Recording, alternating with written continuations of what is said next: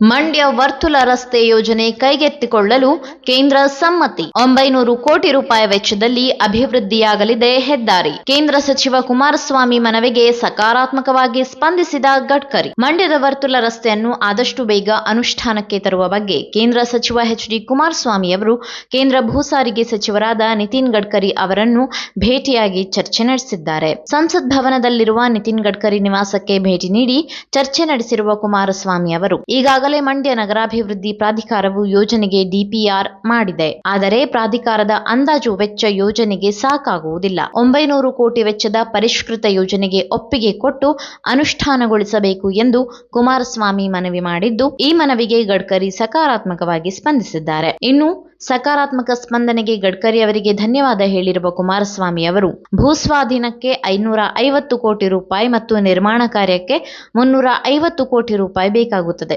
ಹೀಗಾಗಿ ಈ ಯೋಜನೆಗೆ ಜಾರಿಗೆ ತರಲು 900 ಕೋಟಿ ರೂಪಾಯಿ ಬೇಕಾಗುತ್ತದೆ ಎಂದು ಗಡ್ಕರಿ ಅವರಿಗೆ ಮನವರಿಕೆ ಮಾಡಿಕೊಟ್ಟಿದ್ದಾರೆ. ಅಲ್ಲದೆ ಮಂಡ್ಯ ವರ್ತುಲ ರಸ್ತೆ ಯೋಜನೆ ಅಭಿವೃದ್ಧಿಗೊಳಿಸಿದರೆ ಇದರಿಂದ ಮಂಡ್ಯ ಜಿಲ್ಲೆಯ ಅಭಿವೃದ್ಧಿಯಾಗುತ್ತದೆ, ಜಿಲ್ಲೆಯ ಬೆಳವಣಿಗೆಗೆ ಅನುಕೂಲವಾಗುತ್ತದೆ ಎಂದು ಕುಮಾರಸ್ವಾಮಿ ವಿವರಿಸಿದ್ದಾರೆ. ಜೀವರ್ಗಿ ಚಾಮರಾಜನಗರ ನಡುವೆ ಮೇಲುಕೋಟೆ ವಿಧಾನಸಭೆ ಕ್ಷೇತ್ರದಲ್ಲಿ ಹಾದು ಹೋಗುವ ರಾಷ್ಟ್ರೀಯ ಹೆದ್ದಾರಿಯನ್ನು ದ್ವಿಪಥದಿಂದ ಚತುಷ್ಪಥವಾಗಿ ಅಭಿವೃದ್ಧಿ ಮಾಡಲು ಮನವಿ ಮಾಡಿದ್ದಾರೆ.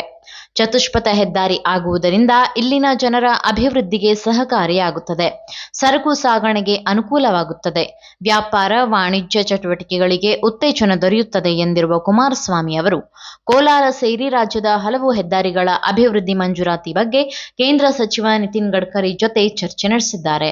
ಈ ವೇಳೆ ಮಾಜಿ ಸಚಿವರಾದ ಸಿ.ಎಸ್. ಪುಟ್ಟರಾಜು ಹಾಗೂ ಕೋಲಾರ ಸಂಸದ ಮಲ್ಲೇಶ್ ಬಾಬು ಕುಮಾರಸ್ವಾಮಿಗೆ ಸಾಥ್ ನೀಡಿದ್ದಾರೆ.